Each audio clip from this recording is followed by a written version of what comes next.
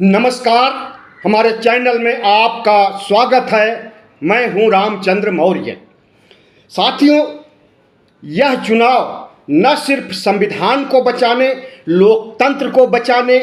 भारत की साझा संस्कृति को बचाने, सर्वधर्म समभाव को बचाने के लिए है, बल्कि यह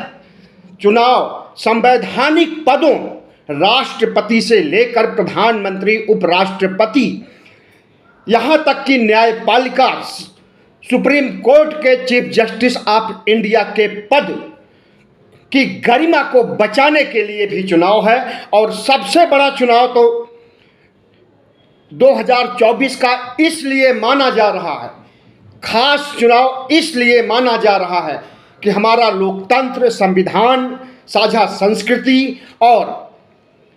इस देश का लोकतंत्र खतरे में है। और आज यह बात जमीनी स्तर तक पहुंच चुकी है। इंडिया गठबंधन की जितनी भी रैलियां हो रही हैं,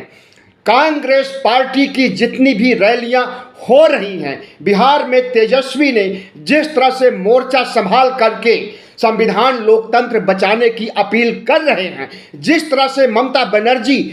पश्चिम बंगाल में लोकतंत्र, संविधान बचाने की दुहाई दे रही है, पूरे भारत में आज लोकतंत्र और संविधान को बचाने की बात कही जा रही है। लेकिन प्रधानमंत्री का पद जो गरिमामय पद है, संवैधानिक पद है और सबसे बड़ा पद है संवैधानिक स्तर पर राष्ट्रपति के बाद, इस पद की गरिमा भी पिछले 10 सालों से मटिया मेट की जा रही। आज का प्रधानमंत्री नरेंद्र मोदी ने जिस तरह से भाषणबाजी किया है, जिस तरह से तमाम बयान दिया है और जिस तरह से सियासी गतिविधियां, सियासी नौटंकियां किया है, जिस तरह से हेट स्पीच दिया है, जिस तरह से विपक्ष को खत्म करने की सुपारी सीबीआई, ईडी, आईटी को दिया है, उससे प्रधानमंत्री पद की गरिमा भी चौपट हो रही है, मटिया मेट हो रही है, या यूं कहें कलंकित हो रही है। भारत के 15वें प्रधानमंत्री नरेंद्र मोदी जिस तरह से 2014 से लेकर के 2024 तक आरएसएस के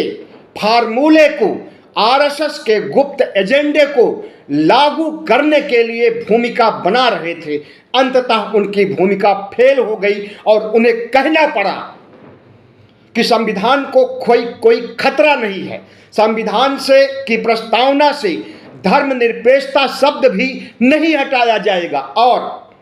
संविधान को बदलने की बात में उन्होंने जिस तरह से डॉक्टर भीमराव अंबेडकर को लपेटा है और कहा है कि अगर डॉक्टर भीमराव अंबेडकर भी आ जाए तो वो भी संविधान नहीं बदल सकते हैं। भीमराव अंबेडकर अगर आ भी जाते हैं तो वो संविधान को क्यों बदलेंगे? अगर आ जाते हैं तो वो संविधान को और मजबूत करने के लिए आ सकते हैं, पहली बात। और दूसरी बात तो ये है कि यह कहना बेईमानी है कि भीमराव अंबेडकर आ जाएं और संविधान को नहीं बदल सकते, क्योंकि जो आदमी महापरिनिर्वाण प्राप्त कर चुका है, मृत्यु को प्राप्त कर चुका है, न वो आज तक कभी लौटा है, न लौट रहा है और न लौटेगा। लेकिन जनसमूह को संबोधित करते हुए जिस तरह की बातें प्रधानमंत्री नरेंद्र मोदी कहते हैं, वह बेसिर पैर की बातें होती हैं। और जिस तरह के झूठे दावे करते हैं, जिस तरह से झूठ और जुमले बिखेरते हैं और इन झूठ और जुमलों को गारंटी कह करके प्रचारित करते हैं, आज उनके इस मंसूबे को, उनके इस चाल चरित्र चेहरे को यह देश की जनता अच्छी तरह से समझ ली है। और इनका जो सबसे बड़ा मंसूबा था, संविधान, लोकतंत्र खत्म करके हिंदू राष्ट्र बनाने का, आज निचले स्तर पर, जमीनी स्तर पर, ग्रामीण स्तर पर, कस्बाई स्तर पर हर जगह इसकी चर्चा हो रही है कि संविधान को बचाने के लिए, लोकतंत्र को बचाने के लिए बाबा साहब डॉक्टर भीमराव अंबेडकर को जो अपमान हो रहा है, उस अपमान को बचाने के लिए ओठ पर चोट करने की जरूरत है। आज रांची में इंडिया गठबंधन की बैठक में संजय सिंह ने खुले तौर पर ऐलान कर दिया और नरेंद्र मोदी से दो दो हाथ करने का जंगी ऐलान कर दिया संविधान और लोकतंत्र के मामले को लेकर के।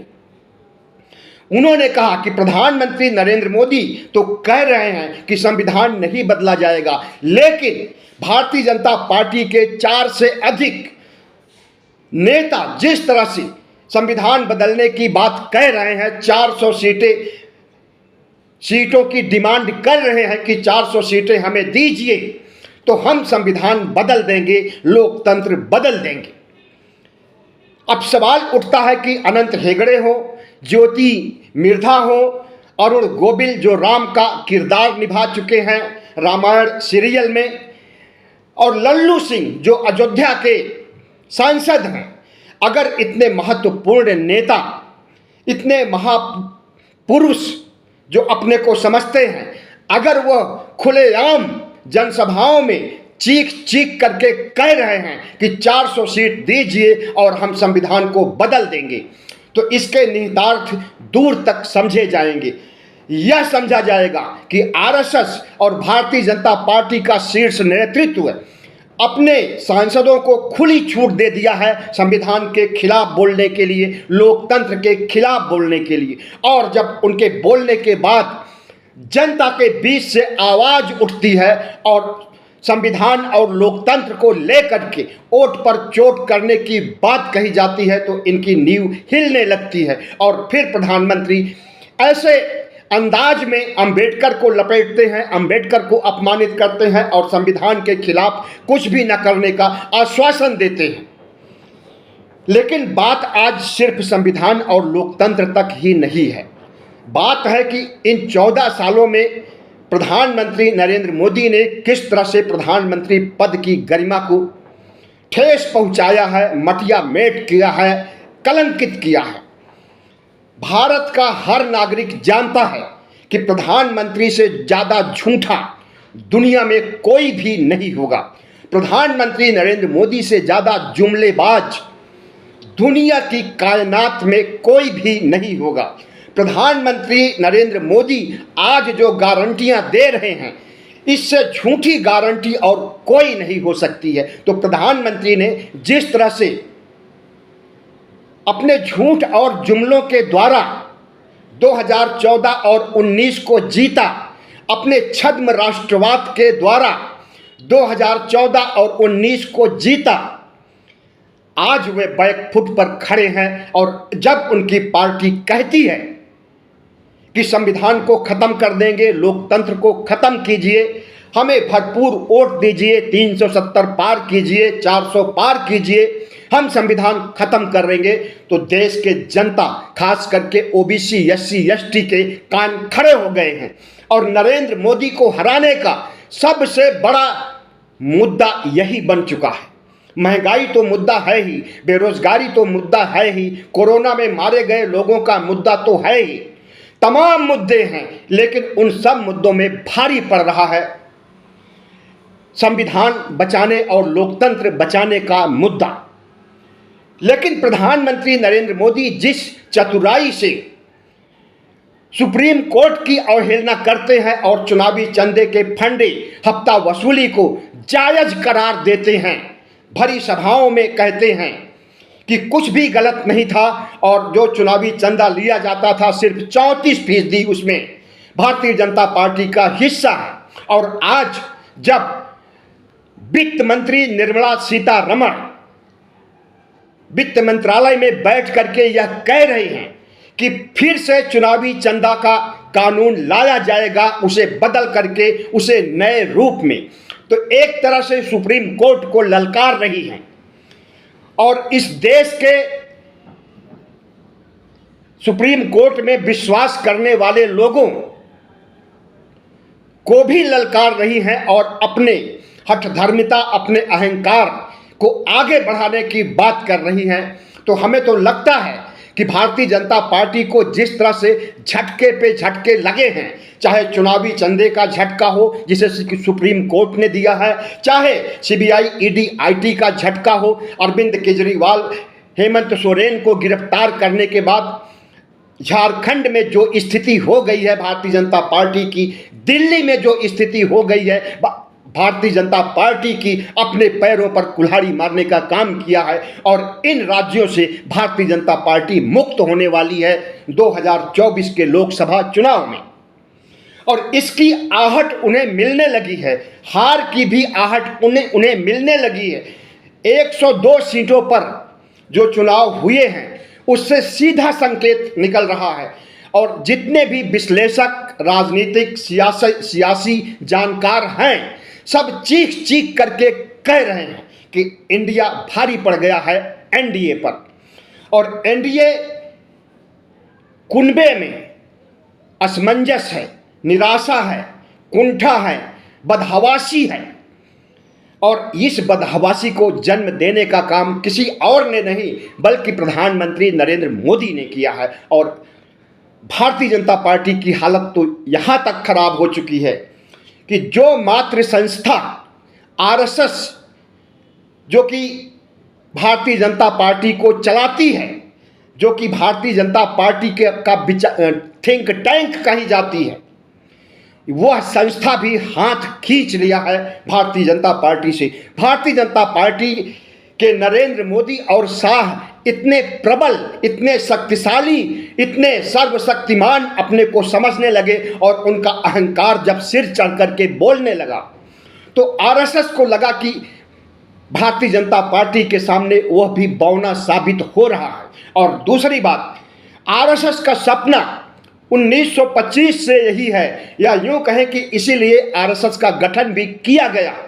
हिंदू राष्ट्र बनाने के लिए। और इन 98 सालों तक वह इंतजार करता रहा कि भारतीय जनता पार्टी आरएसएस के साथ मिलकर के भारत को हिंदू राष्ट्र बनाएगी और 2014 से उसे विश्वास हो गया था कि 2025 तक भारत हिंदू राष्ट्र बन जाएगा, भारत संविधान मुक्त हो जाएगा, भारत लोकतंत्र मुक्त हो जाएगा और मनुस्मृति संविधान के रूप में लागू हो जाएगी। लेकिन नरेंद्र मोदी जब कहते हैं कि संविधान को बदलने के लिए अंबेडकर भी नए रूप में आ जाएं, अंबेडकर मुर्दा से जिंदा हो जाएं, तो वो भी नहीं बदल सकते हैं और संविधान में कोई धर्मनिरपेक्षता शब्द भी नहीं हटा सकता है। तो इस देश की जनता तो नहीं खुश हुई, लेकिन आरएसएस नाराज हो गया क्योंकि आरएसएस के सबसे बड़े मुद्दे पर प्रधानमंत्री ने कुठाराघात किया। आरएसएस का जो सपना था 100 साल से, 98 साल से हिंदू राष्ट्र बनाने का, वह सपना उसे चकनाचूर होते हुए नजर आ रहा है। तो नरेंद्र मोदी की ऐसी स्थिति आज हो गई है कि आरएसएस भी उनके साथ नहीं है और इस देश के 98 करोड़ मतदाता, 97 करोड़ मतदाता भी उनके साथ नहीं है संविधान और लोकतंत्र को लेकर के। संविधान और लोकतंत्र को बचाने के लिए ओबीसी, एससी, एसटी समाज के लोग ने उसी दिन कसम खा लिया था 14 अप्रैल को, जिस दिन बाबा साहब डॉक्टर भीमराव अंबेडकर की 133वीं जयंती थी। पूरे देश से आवाज आ रही थी कि संविधान और लोकतंत्र बचाने के लिए हम वोट पर चोट करेंगे, संविधान और लोकतंत्र बचाने के लिए हम बलिदान देंगे। प्रधानमंत्री नरेंद्र मोदी को ललकारते हुए, आरएसएस को ललकारते हुए, भगवा गैंग को ललकारते हुए जिस तरह से ओबीसी, एससी, एसटी समाज ने संविधान को बचाने की कसम खाई है और वोट पर चोट करने की बात कही है, उससे भारतीय जनता पार्टी बैकफुट पर आ गई है और अब उसे लगने लगा है कि जिस संविधान की शपथ लेकर के हम 2014-2019 में प्रधानमंत्री बने थे, इस देश का राजकाज अपने हाथों में लिए थे और उसके बाद प्रधानमंत्री नरेंद्र मोदी ने यह घोषणा भी किया था 2014 में शपथ लेने के बाद, सार्वजनिक रूप से घोषणा किया था टीवी चैनल पर कि हम आरएसएस के प्रचारक पहले हैं और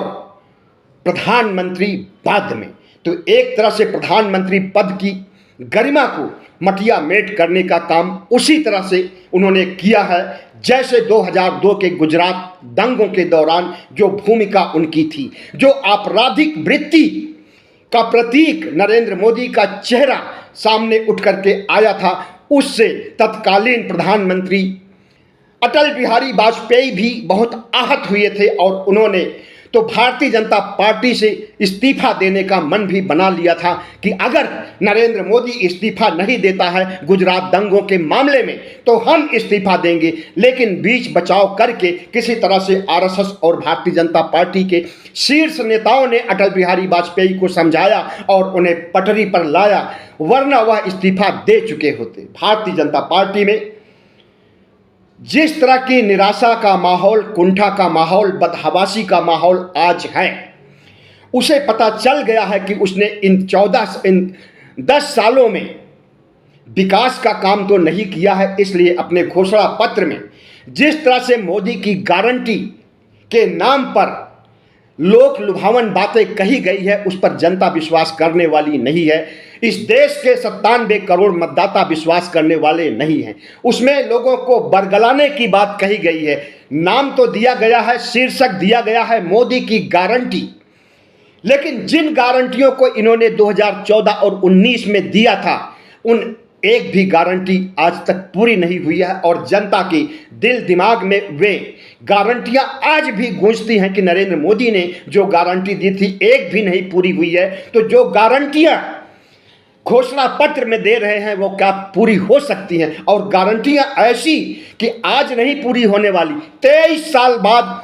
2047 में इनकी गारंटी पूरी होगी और तब वो भारत को विकसित राष्ट्र बनाएंगे।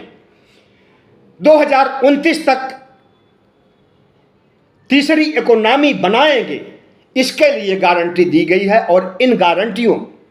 पर लोग विश्वास नहीं कर रहे हैं कि पिछली गारंटियों का क्या हश्र हुआ है, उसे पूरा देश जानता है। प्रधानमंत्री नरेंद्र मोदी एक ऐसे प्रधानमंत्री हैं जो कि पिछले 15 प्रधानमंत्रियों से ज़्यादा कुख्यात हुए हैं। जिस तरह से इन्होंने झूठ बोला है, हेट स्पीच को बढ़ावा दिया है और चुनाव में धर्म का इस्तेमाल किया है, और चुनाव आयोग इनको एक नोटिस तक नहीं जारी किया है। महाराष्ट्र में शिवसेना ने एक चुनाव जीतने के लिए चुनाव में सभाओं में गीत गाने के लिए एक टाइटल गीत बनाया है जिसमें भवानी शब्द आ गया है। और उस भवानी शब्द पर भारतीय जनता पार्टी और भगवा गैंग को इतना ठेस पहुंची कि चुनाव आयोग पहुंच गए और चुनाव आयोग ने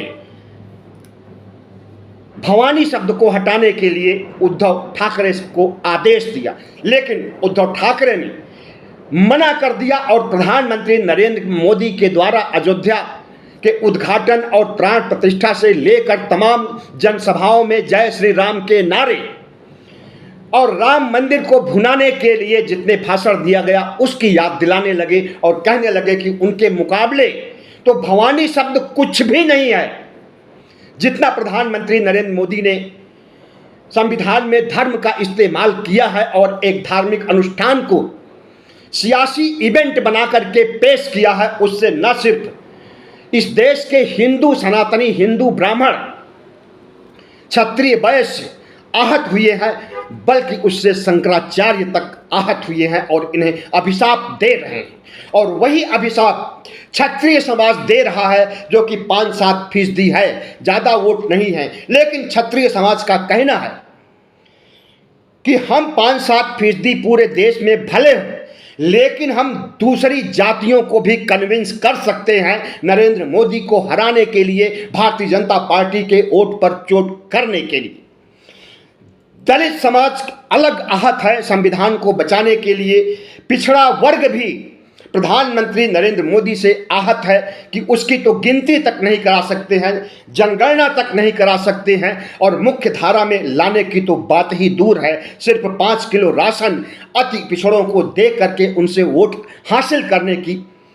नीयत से प्रधानमंत्री नरेंद्र मोदी जो उम्मीद लगाए बैठे हुए हैं कि पिछड़ा वर्ग उन्हें जिताएगा, उन्हें बुरी तरह से हराने जा रहा है पिछड़ा वर्ग। तो बेरोजगार अलग नाराज है, किसान अलग नाराज है, इस देश के क्षत्रिय समाज के लोग अलग नाराज हैं। कौन सा ऐसा तबका है जो प्रधानमंत्री नरेंद्र मोदी से खुश है? हमें तो ऐसा कोई भी तबका नहीं लगता। हाँ, सिर्फ अंधभक्त,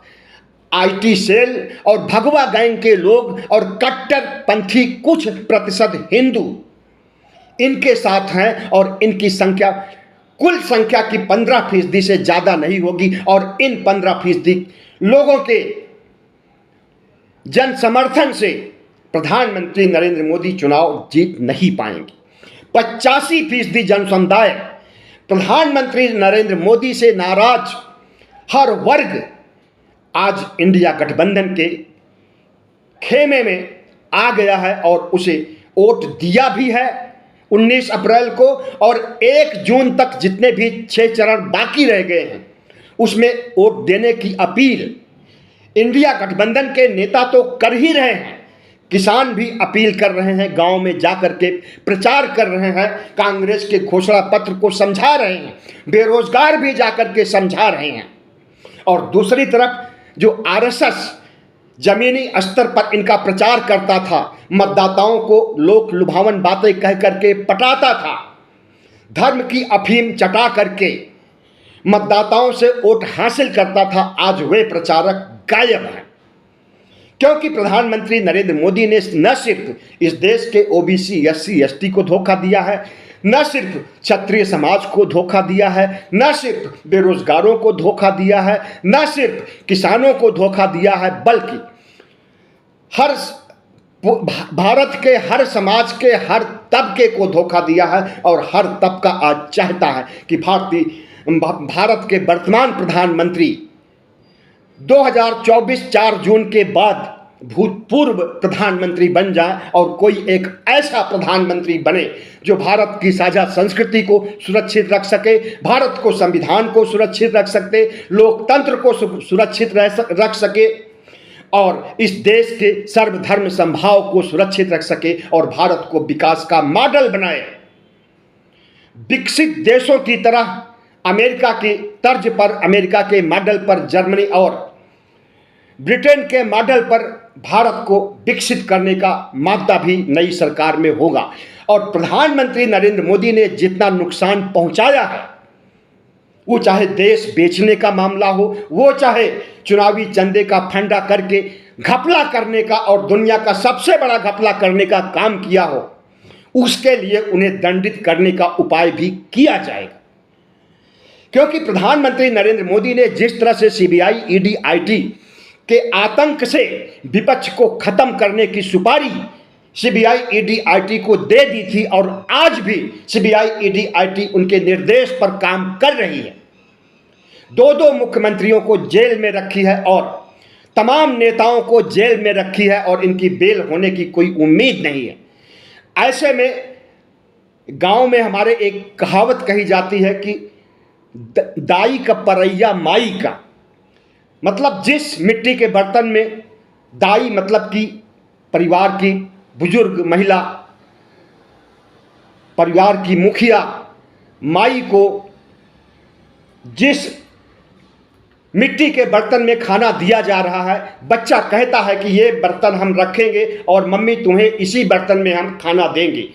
तो यही बात प्रधानमंत्री नरेंद्र मोदी पर लागू होती है। जो रवैया आपने विपक्ष को खत्म करने के लिए सीबीआई ईडी आईटी का आतंक फैलाया है, विपक्ष को चाहिए, इंडिया गठबंधन को चाहिए कि प्रधानमंत्री नरेंद्र मोदी के खिलाफ भी यही एजेंसियां काम करें और इनसे चुनावी चंदे के घोटाले का हिसाब लें। जिस तरह से प्रताड़ित करके कारपोरेट को चंदा उगाही की गई है, हफ्ता उगाही की गई है, उसकी जांच हो और प्रधानमंत्री नरेंद्र मोदी शाह और वित्त मंत्री जितने भी इनके शीर्ष नेतृत्व हैं,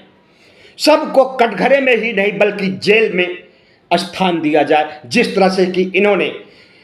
हमारे 2 मुख्यमंत्रियों और तमाम सांसदों विधायकों को जेल में रखा है। बहुत बहुत धन्यवाद। हमारे चैनल को सब्सक्राइब कीजिएगा, लाइक कीजिएगा और शेयर कीजिएगा।